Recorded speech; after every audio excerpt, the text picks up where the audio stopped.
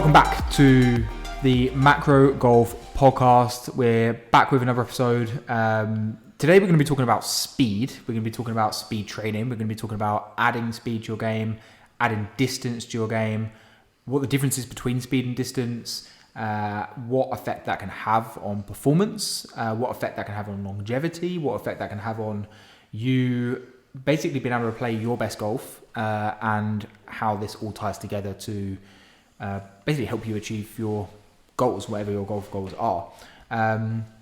So we're going to get onto that conversation today in this episode, and then at the end we've got some questions to answer. So I dropped a little message to Team Macro Golf today and said to it, has anyone got any questions they want us to answer?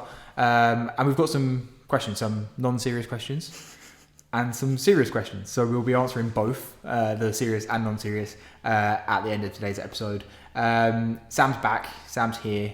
He's played some golf this week, which is last week. Practiced a little. We played last week. We played last week. The Eagle Golf Day, which is a great day. Sherwood Forest, beautiful course. Thank you, Eagle Golf and Rob, for sorting that out. It was amazing.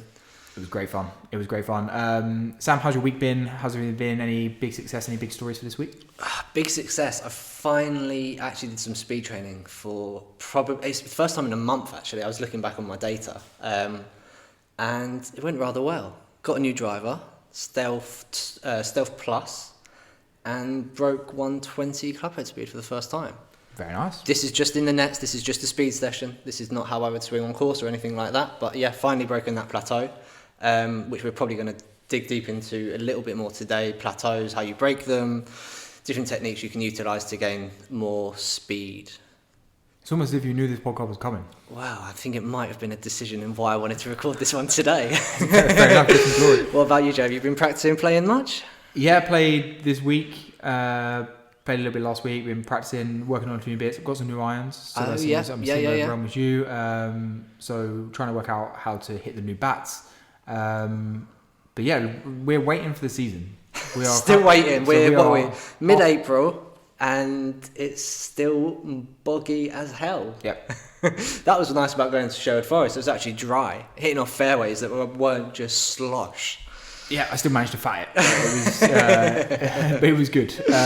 We had good fun, and yeah, we're optimistic for the summer coming now. And I think this is a useful point, probably to lead us on to also our conversation on speed. Yep. In terms of distance, right? Yep. Like we saw it last week at the Masters. Mm-hmm. There was loads of stuff coming out about how much further they were hitting it on the days when the weather was good and when it was warmer compared to the days that it wasn't good. And I think it'd be really interesting to dive into potentially some of the reasons why that happens. There's so many factors that go into speed, so many factors that go into distance, and I think it'd be useful for us to discuss that today. And I think what will also be good is we will obviously talk about it probably more from a body science mindset. There's obviously loads that go into it in terms of golf, in terms of technical, in terms of whatever. And although that's not our area of expertise, but hopefully we'll give a bit of insight. And then there's definitely some places that I can refer people over to who want more information on the golf side of things or the equipment side of things. That type of stuff we'll refer over. So that's the plan for today. So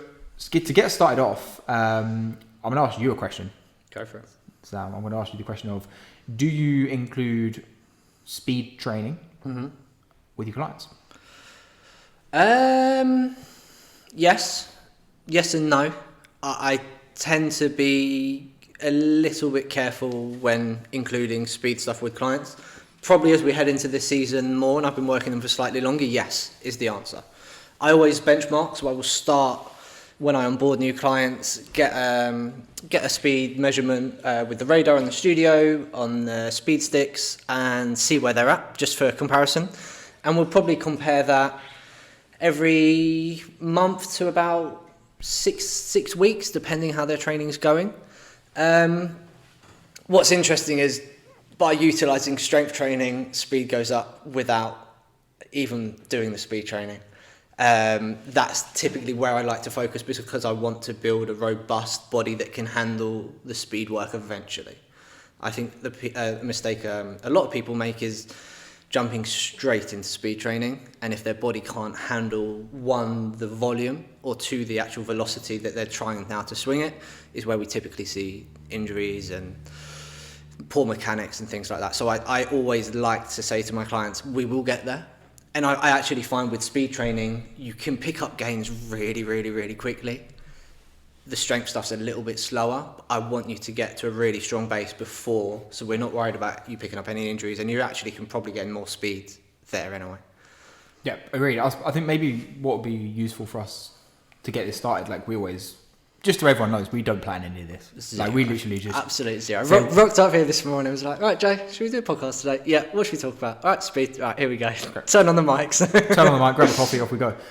So maybe what would be useful for us to get started is to talk a little bit about, because you mentioned it there, like a little bit about speed versus distance. And like, I think what's really important for people to always realize is, although there's a strong relationship between speed and distance, Massive, more speed doesn't always mean more distance. Yeah. And, you know, without us going into all of the depths of it, there are multiple factors that affect distance. Yes. And speed is just one element of that Yeah. formula, right? Where I think our job for what we do with players is, I think we give players the opportunity to hit the ball further, right? By allowing them to swing the golf club faster, or allowing them to move in more efficient ways that then allows them to swing it faster and ultimately increase distance, right? But I suppose it's a really important point to say that when we're talking about adding speed, we're not always talking about adding distance. 100%. I've had lessons in the past with pros, and without getting you to swing faster, they have swung at my speed. So say at the time my speed was 105. They have swung the club the exact same speed, and they've hit it further. That's either because they're then changing the launch dynamics. So say if I'm hitting down on the ball, they're changing it to hitting up on the ball. They're hitting closer to the centre of the face. Without swinging faster, that's going to gain distance. What we're talking about is something slightly different when we're talking about speed training, is actually how fast are you swinging that club, and then hopefully when you improve the skill of the golf swing and you're centering it a bit more, that's going to equal even more distance. 100%. Exactly. So we're talking about improving the opportunity to hit it further, and then when you put that opportunity back into a more efficient movement, more efficient delivery, more efficient process, then your outcome is higher, right? Your distance is going to be higher. So we're going to talk specifically about speed, like just to clarify all of that for a lot of people. Club head speed, how fast can you swing the golf club? Yes. It is very simple. If you wanted to not get quicker but add distance, go to your pro. They will get you swinging more efficiently, and I'm sure you will gain more distance. 100%. I actually think, you know, people say to me, like, what's the fastest way to add speed? And, you know, as we've said, like, probably speed training is the fastest way to add speed. Yeah. But to answer the question of what's the fastest way to add distance, for most people, it's getting better at the golf, right? Like for most people, like, improve your delivery, don't slice it, hit the centre of face more, and you'll hit the ball further, right? Absolutely. So the fastest way to, whether that's the fastest way, it's probably the best way for you to originally start. But I think even if you, and this is an important notice, even if you are quite inefficient with your deliveries, let's say for example you don't always hit the middle of the face, and let's say for example you do hit a bit of a slice, or you're not optimally delivering the golf club, what we have to do is we have to assume that you are trying to improve that. Yeah. And then there's no reason why you still can't swing faster with poorer delivery, right? Like a faster swing. I feel like Joe is attacking me at the moment, by the way, guys. Not at all. This is not at all. The looks he was giving me there. No. My point is, and this, I think this is really important for us to go through, because I think it's because speed training gets a bad rap, because when people say, well, if you can't hit the middle of the face, what's the point of speed training? Yeah. There still is a point, because, you know, I've been in a good one for this is Ross at EP Golf Studios. He's a big believer in this. He's a big lover of speed, right? And he's someone who actually would say, well, we're going to try and get the most out of this equipment, whatever. And he always says, well, like a slightly poorer strike with a faster speed is actually sometimes better than a slower speed with a better strike, right? So speed definitely still has a place. Where it becomes a bit tricky is what we're saying is if you're smashing it out of bounds all the time, then adding speed to that is not your best way of shooting better scores, right? So it all goes back to depends where you are at that journey. If you are delivering the club effectively and you're looking to gain more distance, then maybe you do need to do some speed training, because you're already maxing out your physical capabilities. If you're not maxing it out, then maybe that is the best thing to do. Book a lesson with a pro, get used to maybe hitting up on the ball, whatever it is that you're doing inefficiently, and they can help you add distance there. Yeah, because what we're also saying, I suppose, and this is another, I know we're just jumping around from point to point, but I think all of these are going to come together at some point, is for what reason we would add speed, right? Yes. The only reason to add speed is to add distance. It's just to increase so distance, if the speed that you add does not increase distance, then that's pointless, right? Yeah. Because there's no point in just swinging it faster for no better outcome, right? In the same way that if you add a lot of speed and suddenly you can't keep it on the planet, that also is not beneficial because that's also not going to keep you shooting those scores, right? So when we come down to speed training, when we come down to adding swing speed, when we do all these things, I really like what you said there about strength. Just basically, if we work on strength, we will hit the ball further because everyone should be working on strength. We've done a strength podcast, we spoke about this, like that should happen anyway and you should hit the ball further. What then is interesting is what is this kind of unique population of people that actually really would benefit from specific speed training. Yeah. I think we got there in the end. That kind of comes round about. Absolutely. So I'll throw the question back to you. Go again. Who are these populations? Like, if for people that are listening, how do we describe? And I think there's multiple groups of people that sit in this category, but who potentially would really benefit from not just from adding speed, because we can add speed from from strength training, from efficiency, moving the golf, or whatever. Who would really benefit from speed training? Like, who would benefit from going and buying a speed stick and saying, I'm going to work specifically on swinging this golf club hard for like the next 6 to 8 weeks? Who are those people? Okay, I'm going to put a little caveat to that. Because for me, I don't think the speed sticks is the most optimal way of doing it. But we'll circle back to that in again. Who is it optimized for? I would say, like I just described there, golfers who are really feel like they're at a plateau, really want to gain some distance because potentially they're trying to shoot lower scores. So essentially for single figure handicaps, you want to drive a total distance around 250 yards. Anything above that, and you should, with the statistics, be able to single figure. So maybe you're just on the cusp of that, maybe you're just slightly underneath and you go, right, I've been going to the gym, I've been doing slow strength work, I feel really good, but I just want to find that little edge to shoot some lower scores and just be a little bit further on the track, have a club, 2 clubs less into greens for second shots, things like that. It just makes the game a bit more scoreable the further you are up there. What's really interesting is that they've done studies with 80-year-olds who have never done any speed training before. 6-week program, they all started swinging the club faster. What was the program? It was 3 workouts a week, just focused on speed stuff. So it wasn't strength training, it wasn't resistance training, it was just focused on, so a few of the workouts were like ballistic, so more jumps, different things like that, just getting your fast twitch muscle fibers firing. And then a lot of it was just in the nets, some speed stick stuff, how just getting used to swinging faster, essentially. Nice. I want to see these 8-year-olds jumping around. I'm a brave person who programs jumps to 8-year-olds. It was a brave person put that study together with the health and safety for that. But it's one of the things that I say to most of my clients in their 60s is that it's never too late. Especially if you've got a history of not doing any strength stuff, any speed stuff, there's gains on the table, 100%. Even if it stops you going backwards. Speed is one of the things, unfortunately, the first things that we start to lose from your 30s. And if you're not using it, you're going to lose it. My personal beliefs with speed is that I actually think it's really easy to not lose your speed and actually gain speed, and it's really time efficient. That's if you're not stuck at a plateau, if you've not been working really, really hard. If you're there, then it's slightly harder to break through that to maybe the next level. But for people that don't do anything, like speed training, I think is your lowest hanging fruit in terms of how quickly can you swing the club faster. The strength stuff, like I said before, takes a little bit more time. Yeah, I agree. I think there's also another population of people that, probably maybe these 8-year-olds sit in that category of people that are actually quite efficient with what they're delivering, right? Like actually they hit the center of the face pretty regularly. They hit the ball pretty straight. They don't really miss many fairways. Yeah. I think that's a great population of people who actually would benefit from swinging faster, right? Yeah. Obviously there would be a degree of them adding speed to the point where they can't then handle, Yes. Let's say if we take this group of 8-year-olds, if this group of 8-year-olds suddenly managed to start increasing, 10 mile an hour, 15 mile an hour, it might get to the point where their bodies can't handle that. 100%. And this is where I would love to get onto with the speed training stuff, is that actually, I personally think if you do a speed training protocol for potentially 6 to 8 weeks, you'll then plateau. You'll be at your upper limits. You won't be able to gain any more speed unless you're still getting stronger, maybe potentially adding mass, adding some mobility to that.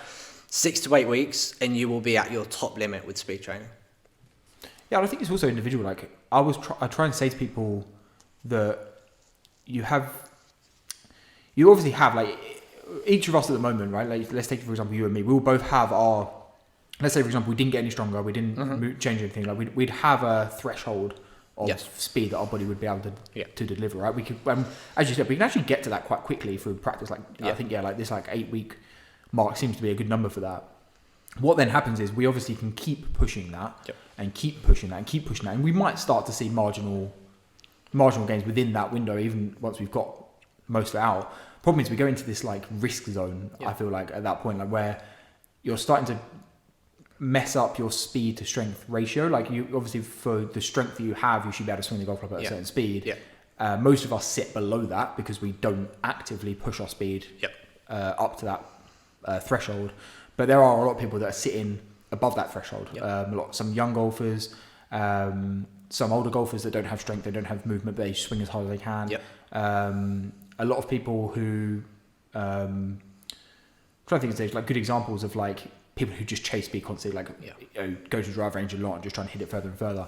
They're always at this like kind of risk zone.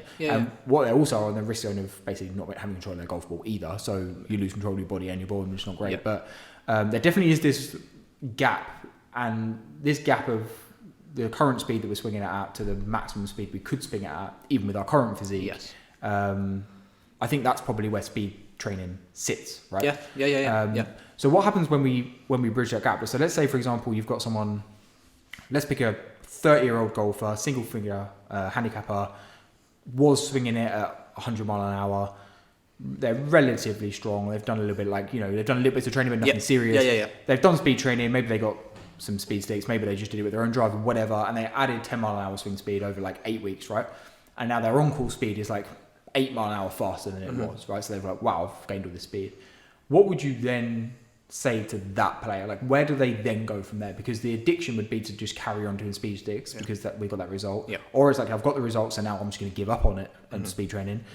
What's the advice of that player? Like, where do they go from there? Okay, so it depends. If they're still wanting a bit more speed, I would say, look, you're at a really good level. You've made some great gains, 108, you've made 8 miles an hour.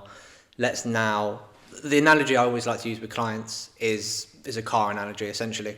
You're in 6th gear now. 108 is you revving as far as you can. You're potentially going to injure the body, mess up the engine. So what we need to do now is we actually need to stay there. We need to upgrade the chassis, upgrade the body a little bit, so maybe it's a bit more strength work.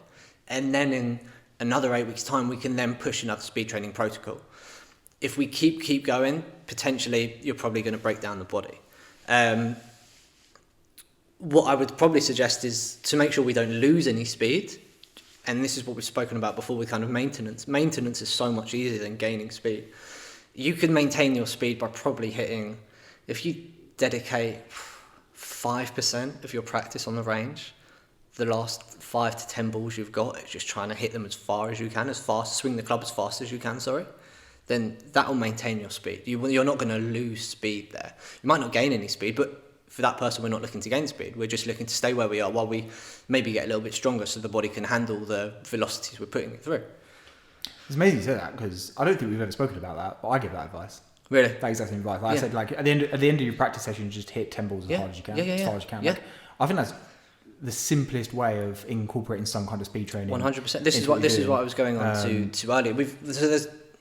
Let's take a step back. There's different speed training protocols. You've obviously got all the different types of speed sticks, rip sticks. You've got the stack system.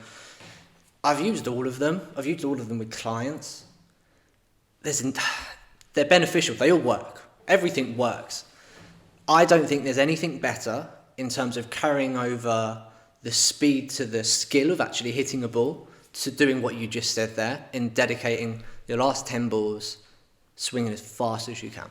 Because you're still transferring the motor skills of actually hitting the ball. You're not just standing in your room on the range with a stick just trying to swing as fast as you can. You're still thinking, right, I've got to hit that ball, and you're still hoping it goes fairly straight and keep it in play. So you're kind of gaining both. The physiological gains of swinging your body as fast as you can, but you're also still trying to deliver the club to hit the ball in an optimum way. So we're kind of getting both sides. Whereas with the speed sticks, or I keep saying speed sticks for example, just with any of the overspeed, underspeed training, you're just getting the other side. You're just getting the physiological side.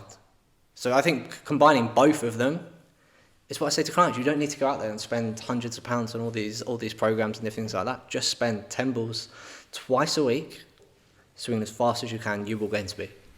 Yeah, I think it's an interesting point, because I definitely say that to people that they're like, okay, I'm not like 100% dedicated to like jumping up by 10 mile an hour, right? But I wouldn't mind adding a little bit of speed, and I'm doing strength training and I'm doing my mobility training. I just want to push myself a little bit hard. I think that's where there's kind of like 10 balls at the end of your session works quite nicely.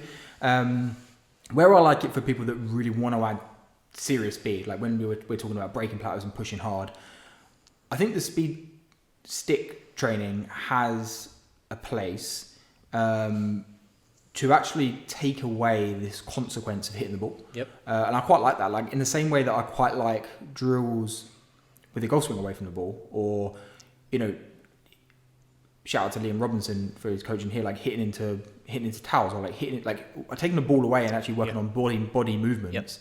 I'm a big fan of that, because I think when we've got a ball in front of us, we've got a lot of like consequence in our mind. We get tense with it.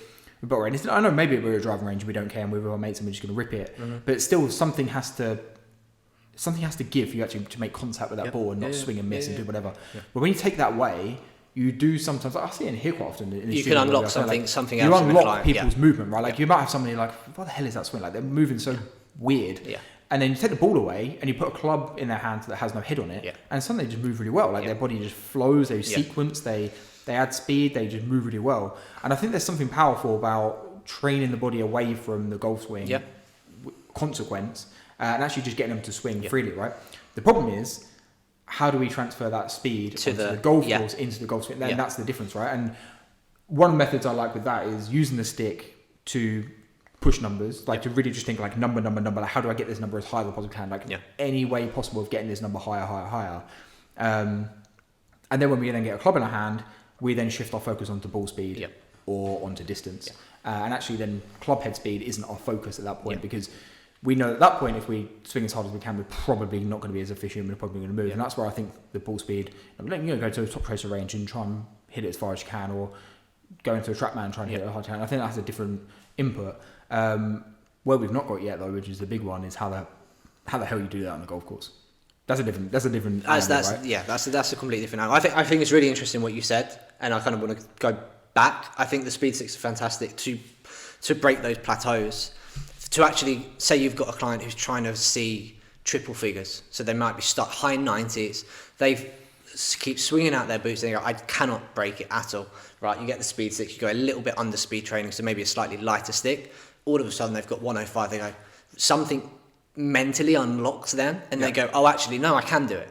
So next time when you put the club back into their hand, they go, boom, straight away. It's a little bit like, I do it sometimes with clients lifting weights for PRs. Won't tell them the weight, because sometimes there's something mentally stopping you. There's something mentally holding you back.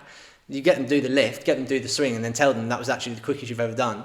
The next rep, the next sessions, they're there easily. The brain sometimes holds you back, and to unlock that, speed sticks can be fantastic. What I love for speed stuff isn't actually on the range. It's still hitting a ball, but I do it in the nets. Because then you're not having the consequence of, all right, I've maybe pushed that one a little bit, I'm going to hold back on my speed slightly to centre the face. These speed sessions should just be designed for you swinging as hard as you can, as fast as you can. And then it's like Joe said a second ago, then we need to bridge the gap of bringing it into the practice and onto the course. If you've got all this, probably a bit like me, fairly fast.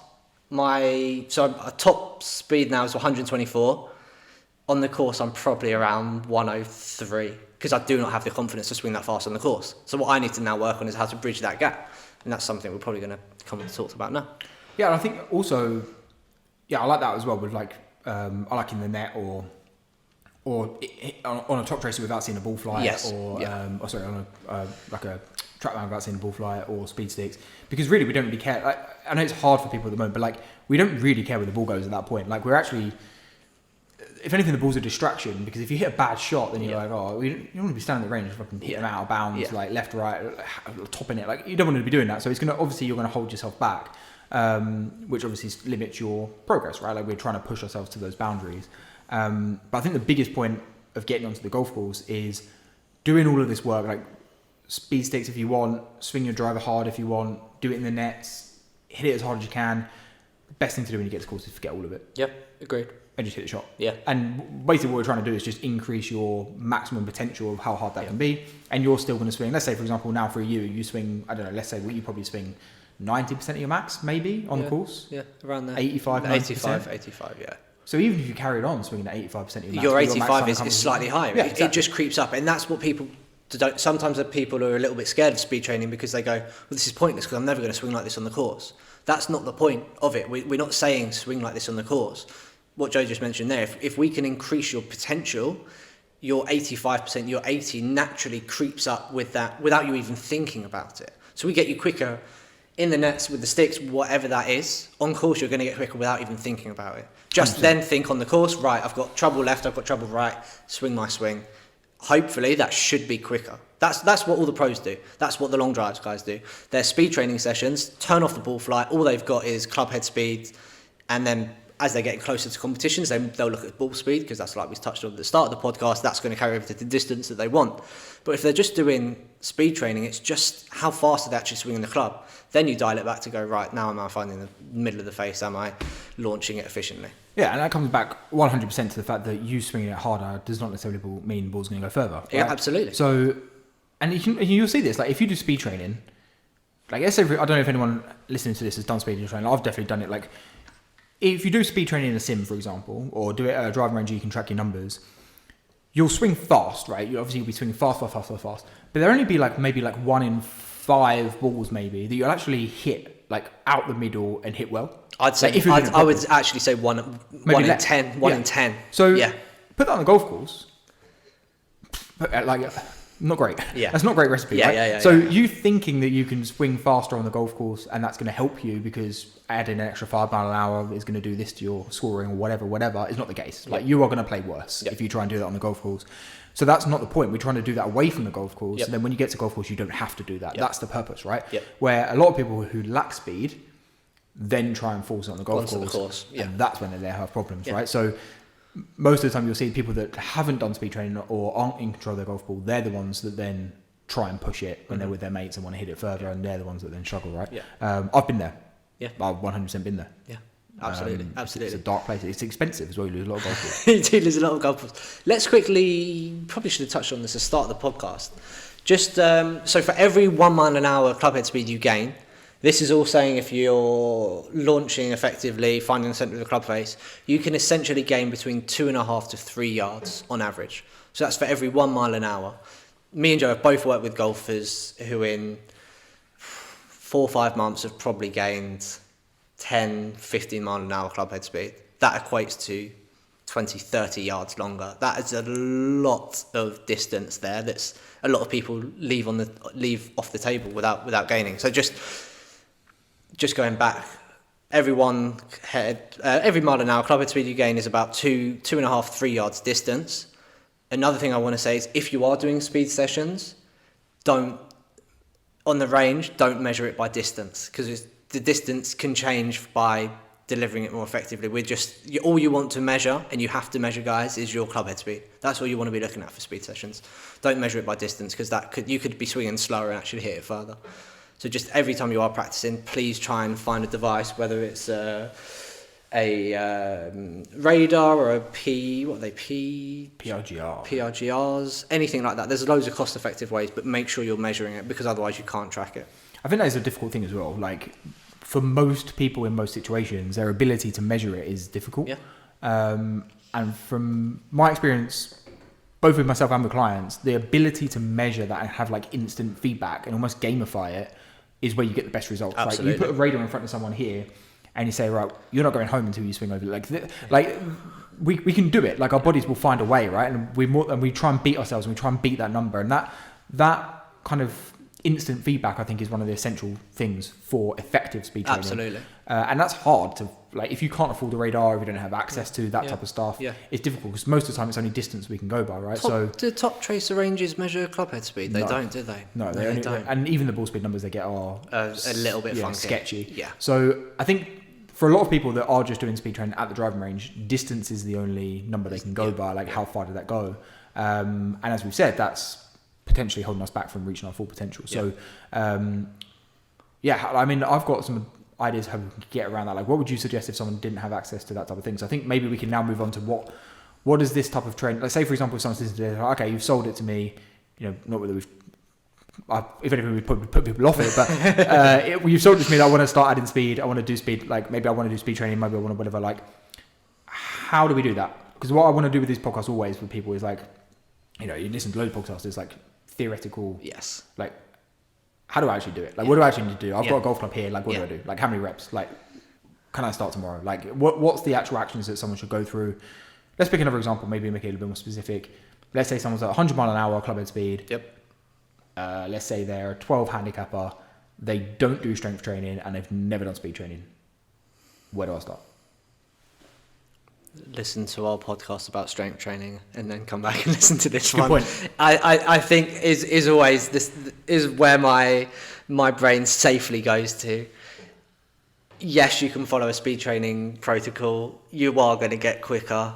I'd be so worried about you getting injured and changing your biomechanics in the wrong way. Caveat: let's say they have actually done some strength training. Sorry. My favourite protocol, if you don't have access to speed sticks, radars, anything like that, go to the range or whenever you're practicing, wherever you practice, 10 balls at the end of it, as fast as you can, out of your boots, that's it.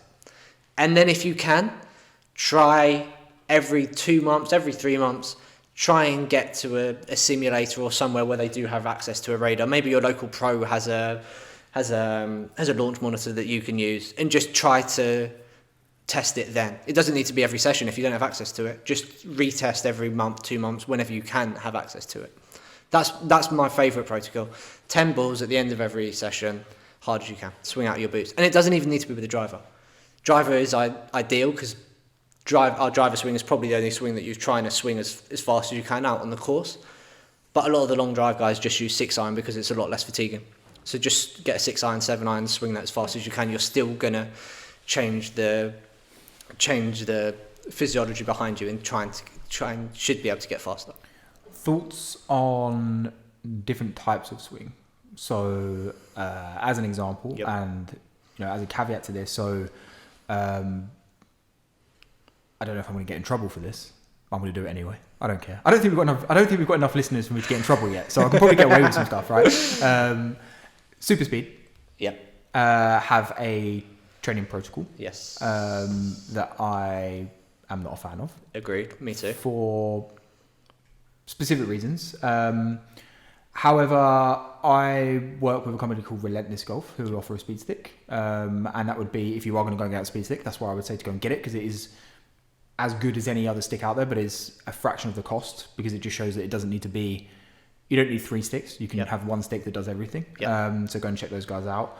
And actually on that note, if you go and check out their Instagram, actually their founder, Paul, I took him through a speed program and strength program and mobility program, and it describes his journey and kind of like what speed he gained and how much speed he gained and how he experienced that. So if you are considering going speed, go and check that out, because that will give you a bit of an idea of what to expect.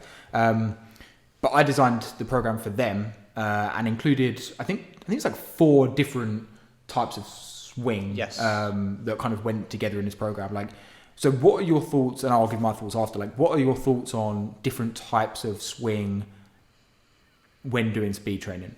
I think, do you know what I mean? Yeah, absolutely. I think it's really beneficial. So, for example, your step into swings, your one-handed swings, different things like that. I think anything like that can be used to unlock a bit more, slightly better mechanics as you're swinging, or just a bit more velocity in the body. I find stepping into the swing. So if I'm starting with my legs together, if I'm a right-handed golfer, stepping my left leg forward as I swing, I find that really good I use it as part of my warm-up to try and build myself up to that speed. But if you're doing that at 100%, you can definitely gain speed. My problem with the speed sticks speed system, like you said before, I just think there's so much volume, and I don't think you need that volume. I think most people's body will start breaking down there. They've got you doing it left-handed if you're right-handed. They've got you doing single arm both way rounds. It's just like I think one of their protocols is it's like 100 swings in a session. It's just too much. I think it's just too much. Yeah, I agree. I mean, I don't know if we're going to get in trouble for this, so I don't care. If we get banned, we get banned. Like, what's going to happen? I'm gonna go full in on this one. So I've got a lot of problems with it, and I'm, for example, and again, like I'll be careful what I say, but I won't be also. Like we are both quite science driven in a lot of our methodology and a lot of our thoughts process. And what I like about being science driven is I'm always open to changing my mind. Absolutely. Right? Like if someone brings me some really good research and says, look, what you thought was the case is no longer the case. Like this is now what we believe. Like in the same way with God, right? I don't necessarily believe in God, but if there was some really, really good evidence to show that that's the case, then I'd be willing to change my mind, right? In the same way that I don't believe that swinging the golf club, if you're a right-handed golfer, left-handed, has any is a good carryover. use of your time, right? Absolutely. Like maybe there's some kind of carryover, I don't know, but I don't think it's a good use of your time, personally, right? However, I questioned super speed on that. I didn't get a reply. Sure. But 4 weeks later, they sent an email out saying they'd done some research. They changed the whole program. Well, no. What they'd done is they'd done a study, and they took right-handed golfers, and they done left-handed only swings. Okay. And they reckon that increased their club head speed by 7%. Slight problem in that, and this was again my reply to them off the back of this email, which again I didn't get a reply, which I don't mind. That 7% was actually higher than the original research they posted for dominant handed swings. So I'm all for changing my mind with research when the research is not made up. And at the moment, my thought process on all of this kind of like speed is basically what I think is happening is we're running out of ideas of how to continue to sell a product. Absolutely. And then we get pushed into a realm of how can we make this as funky as possible so that people still interact with us, right? Yeah. So long story short, this is when I worked with Relentless Golf to build their program, and I said, okay, well, we're not going to do any gimmicky stuff, but we need to make it engaging, right? Because these people are going to do speed training for, I think the program's 12 weeks. Like, if you're trying to try and engage someone for 12 weeks, it needs to be some kind of engaging, right? So we increased the variety of like full swings, steps that you mentioned, heel up, so allowing your left heel to lift up. I included deceleration swings, so like full speed down and then stopping to train the deceleration. There was one more slow backswing, so like a really slow backswing and then accelerate through from there, right? And the biggest reason why I included those, one, because I think they're the most effective at producing speed. Two, I think they keep you engaged because they make it a little bit more fun. And three, I think it takes your brain away from having to be your strict, rigid, technical golf swing. They unlock something in so your like you movement. have to lift your left heel as a right-handed golfer. You're like, oh, okay. So, you have to step into it. Like that changes the way that you move, and hopefully we can trigger some kind of change for that. But I really love lifting your like a lead heel. You're lifting your lead heel. Try it. Go to the range next time you go. You will swing faster. Yeah. I had one of my clients in here yesterday. She was just swinging. We were retesting. She started doing it without me even saying anything. And then I kind of picked up and I was like, do you realise you're doing that? She's like, no. And I said, don't stop. She enhanced it a little bit more. Bang, new PR. Yeah. It's fantastic. It's really fantastic. And I think it's good that like all these things are like plateau boosters, but they also get you out of the mindset of like, I've got to hit a golf shot here. Like, and that's what we're trying to get at. So long story short with that, if you are going to do speed training and you are going to start to include some of this stuff, just be aware of the gimmicky bits that are out there. Yeah, gimmicky swings. Like I personally don't program wrong-handed swings. I think we're not prepared. Like if you were just doing normal-handed swings at a regular pace, I'd say okay, we can build ourselves up to that. To go from zero to swinging as hard as you can on that side, it's like not swinging the golf club for 5 years and then getting the golf club in your hand and swinging as hard as you can. And trying to bomb it. It's, yeah. I don't. It's not sensible. It's not sensible. You're going to hurt yourself. You wouldn't do it with any other sport. You wouldn't if you're a right-footed footballer all of a sudden try and hit these free kicks with your left foot as hard as you can, you're going to hurt yourself, you're going to pull something. I'd actually even say that the golf swing's even worse because it's even more force through the body, through the spine. If you want to laugh, they do wrong-handed Happy Gilmore's. Yeah. But this is the thing, they're trying to sell it. I'm sure I heard mutterings that they were trying to rewrite the programme to take some of that stuff out because there'd been a lot of pushback in the industry. I don't know if they have yet. I don't keep up to date with it, but I'm sure I heard... I can't remember who it was. I heard a pro talking about it, saying that they're actually rewriting a lot of the protocols because the volume's too much and the sessions are too long. And I think that goes back to kind of everything we've said in these podcasts is we know amateur golfers have a limited amount of time to play, practice, train. It's about making that efficient as possible. So yes, if you're stuck at these plateaus, spend some time really speed training. If you're just trying to keep the same or gain a little bit, 10 balls at the end of a session is going to help. And also think about like volume is really key when you're thinking about take your average golfer that can't practice, right? An average golfer that doesn't really have time to practice because of commitments, but they play once a week. They probably swing the driver 14 times, and maybe like a half speed practice swing. Yeah. So let's say 28 times max a week. Yeah. You can't go from like 28 times a week to like 200 times to wrong side Happy Gilmore's. Yeah, it's just like, okay, you know, it's not like level 1 day 1 wrong side Happy Gilmore. I get that, but it shows that once you've gone through what is the valuable content, like you were talking about, like once you've gone through this kind of like 8 weeks of making really, really good progress, and this is what I did with the Relentless one. We kind of do we do 6 weeks, we take 2 weeks off, and we do we do 5 weeks, take 2 weeks off, do the 5 weeks, and then we do maintenance in the middle, and like we do that. Like there's a reason behind that because we can get some progress, we maintain, we get some progress, but it's meant to be done for that amount of time. Yeah. Then go away and work on something else, right? And going back to your thing about this speed, like I do believe that we get probably one really big window to do it. We probably get one chance to gain this like 10 or 15 mile an hour. This mass amount, yeah. I do believe we get one go at it, right? Unless we get injured and we have to go away and come back, whatever. So if you do only get one go at it, why not get your strength in place first? Absolutely. Get your mobility in place first. Yeah. And then really give yourself an opportunity because to make that big window will be much bigger. Yeah. All of you. I bet my life that I could get any one of you in here 6 weeks, 8 weeks, put you through a speed training protocol. You're all going to see gains. I guarantee that if we did 8 weeks of strength training before we did 8 weeks of speed training, you're going to see much more gains at the end of that. And also you'd really be starting at a higher spot. Yeah. Before even getting that boost. Yeah. There's a couple of other times I think it is worth doing it. I think maintenance throughout the season is important. Massively. We do typically get slower throughout the season, especially pro golfers get slower throughout the season. Because we're obviously normally training a lot more in the winter. We don't play as much golf, so we have more opportunity to train and strength train and do that stuff, speed train. And it's typical then to lose a little bit of speed throughout the season. So I think topping up throughout the season is useful.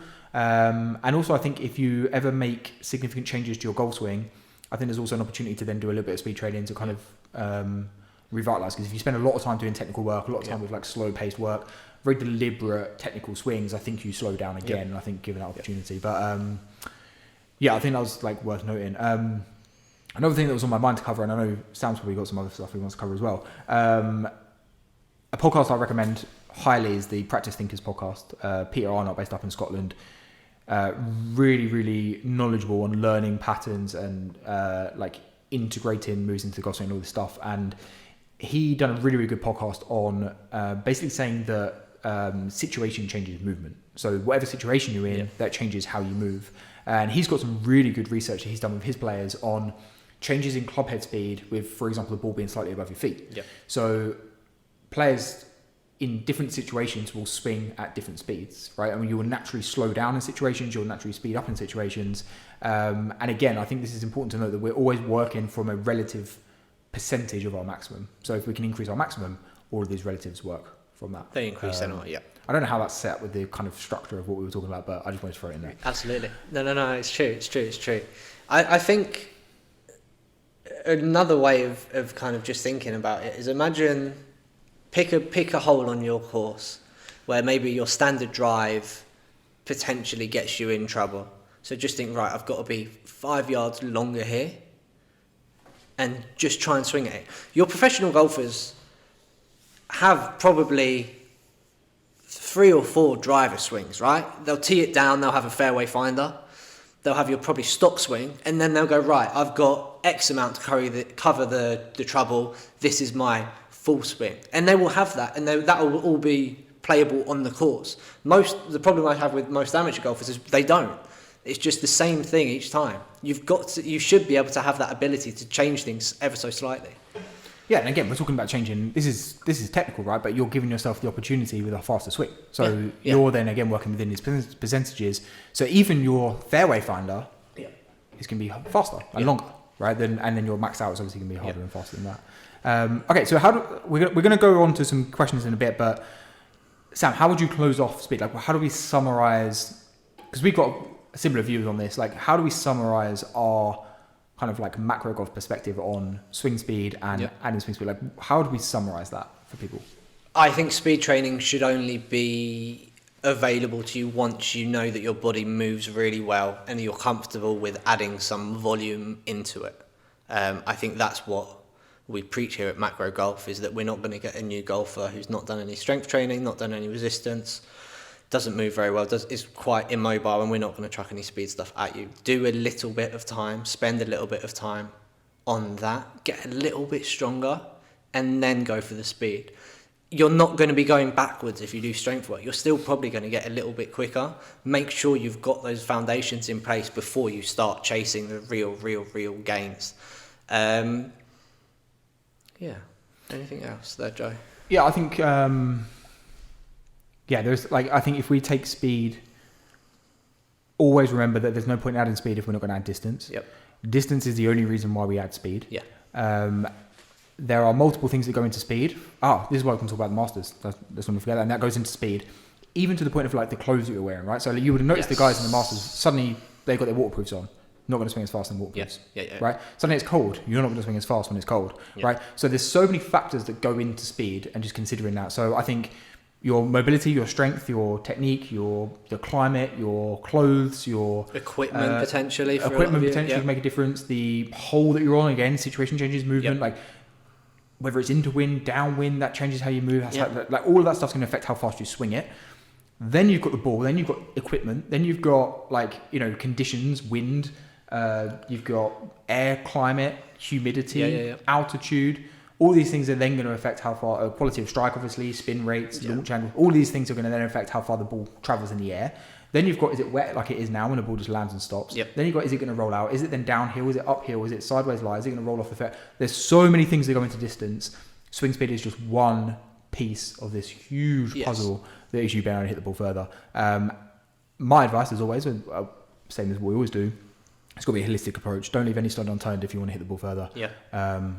Cover it all. Yeah, 100%. I would say go and see a pro. Are you delivering the club effectively to maximise your current speeds? If not, maybe do some lessons. Work on that. If then you're going, right, I'm maxing that out, I'm delivering the club effectively for my speed, and I've done some resistance training, I'm there, right, then go chase some speed. I think a lot of amateur golfers leave the precision. Oh my God, it's happening again. I don't even know what you're trying to say. Precision. Okay. Precision side of things unturned, and they will just try to get speed. Yeah. I think go and see a pro, deliver the club effectively. You will gain distance without even increasing speed, and the distance is where you're going to score better, right? That's what we're all doing. That's what Joe just said. The more distance you get, hopefully, statistically proven anyway, you're going to shoot lower scores. Agreed. There's our take on speed. Here's a couple of bits for this. Actually, anyone who has hurt themselves from doing speed training from a protocol that we've spoken about, send me a message and I'll help you for free. Amazing. Because I believe strongly in that. So that's number one. If anyone wants a program for adding speed, I would go and buy yourself a Relentless Speed Stick. Shout out to those guys. And you will get access to my free speed training plan with the stick. So there you go. If anyone does want to add speed. I think that's all for speed, no? Agree. Should we move on to some questions? Let's do some questions. All right. Question time. So we've got a few questions here. I'll start with a serious one, and then we'll move on to a joke one, and then a serious one again, and then I think we've got one more after that. So This is from Ben, a member of Team Macro Golf. Long-standing member, actually. Really nice guy. And you'll notice with Ben, I don't know how much you read the WhatsApp group, the Team Macro Group, whatever. He has a funny answer to everything. Yep. So he did ask you a funny question, but he's also asked a serious one. And he says, have you heard of the 100-hour rule? If you spend 18 minutes a day, in brackets 100 hours in a year, doing any activity, you'll be better than 90% of people by the end of that year. Amazing. Thoughts on that? Have you heard of that? I'd never heard of it. No, have you? Nope. No, never heard of it. I think it goes 100% with kind of our philosophy at Macro Golf in small changes over time is the most beneficial thing that you can do for your life. 100%. What was it, 18 minutes a day? 18 minutes. I mean, if you spent 18 minutes a day putting, you'd be a pretty good putter, right? Yeah. As long as that, I suppose, is... As long as it's done, as long as the practice is as effective. Yeah, I suppose maybe like if you're doing 18 minutes a day every day, like even if it doesn't it's really not that matter. efficient, like you're still racking up some hours, right? Yeah. Like 18 minutes a day of speed training. There you go. Done. You'd be pretty quick. Simple. 18 minutes mobility. 18. Yeah, I really like it. 18 minutes reading a book, whatever that might be. 18 minutes extra walking a day, if for weight loss. We've spoke about this loads. Those little changes you can make in your life that add up month on month, year on year, decade on decade. That's what's going to create real change. 100%. 100%. Just on that, when they said about being better than 95% of people at the end of the year, there was something you didn't mention in the podcast about speed that you wanted to talk about, and this was about relative gains compared to the field. Oh, interesting. Yeah. So I'll let you talk about it, but you're basically saying like for a pro, the potential gain they can make on the field is going to be less. Is minor. So for the pros that are training amateur, right? Yeah. So for the pros that are trying to chase speed, you've got to assume that every single pro is doing the same thing. So even if you gain one mile an hour, it's probably going to be exactly the same as the rest of the field. So you're not going to see too much of a difference in scoring. To the point where actually, if you're not doing it, you're going backwards. You're behind, right? Like, so that's yeah, absolutely. For your mid handicapper 55, let's say, if you're doing some speed training, your gains on the field are going to be much more because 90% of 55-year-old males won't be doing it. So your opportunity for tournaments and different things like that is much higher. Even if you're maintaining your speed, so you're not getting quicker, statistically everyone else is getting slower, so you're even then increasing your chances on scoring better. 100%. I thought I'd remind you of that. So we did say we were going to speak about that. Yeah. Okay, so next one from Mus. Do you practice reflection? Do you reflect on your golf post-round? So a massive change for me this year, I read a book, Zen Golf. Shout outs to that, because finished the book, shot the best round of my life pretty much the week after that. And a lot of that is reflection, is different kind of techniques to improve your mentality around the game. We had it when we played last week, is that we sat in the clubhouse afterwards and everyone's talking about the shots that they left out there.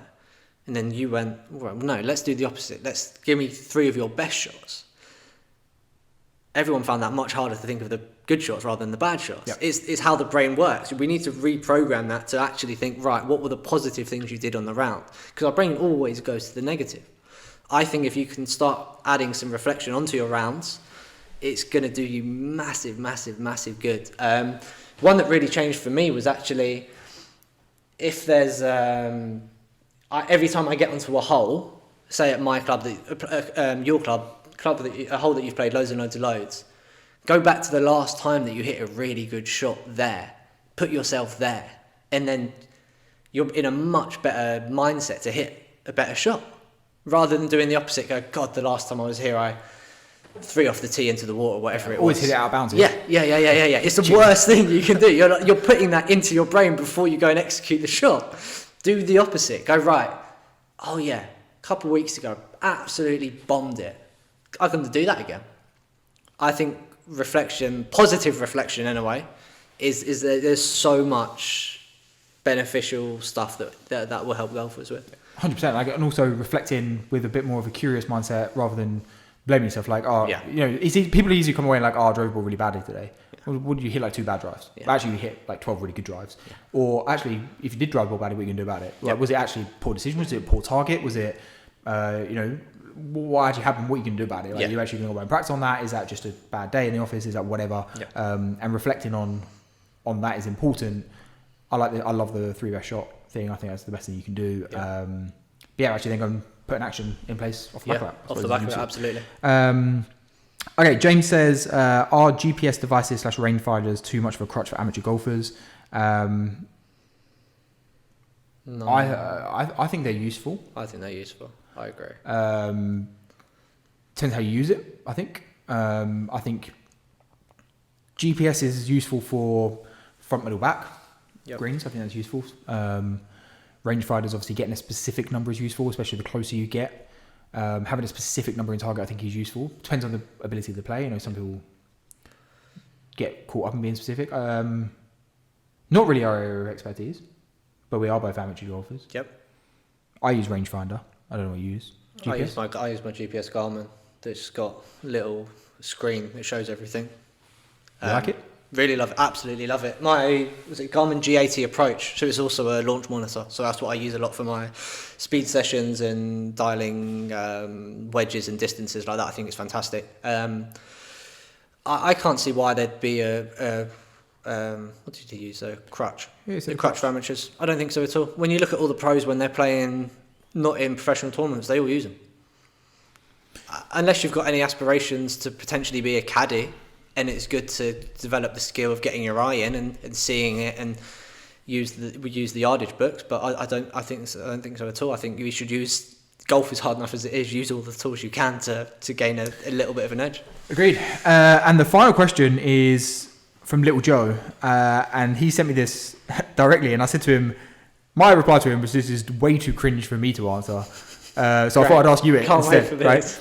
So he said, when you started out on this journey, did you ever expect to have such an impact on people's day-to-day life as well as their golf game? No, but I was speaking to my girlfriend about this week, because obviously me and Joe were coming together trying to build something that's not out there in the golf world. I know Clyde reached out to me a couple of weeks ago, going through a really tough time with it, but he's doing amazingly well on the course, won some tournaments, hitting the ball further, He sent me a lovely message, and I was like, oh, I actually have a job where we create a lot of good in the world. Like, we're changing people's lifestyles, hopefully making them fitter, healthier, happier, stronger. Like, I mean, I finished a session on Thursday night, was absolutely shattered, and I kind of said to my client, God, I love my job. Like, he came away super happy.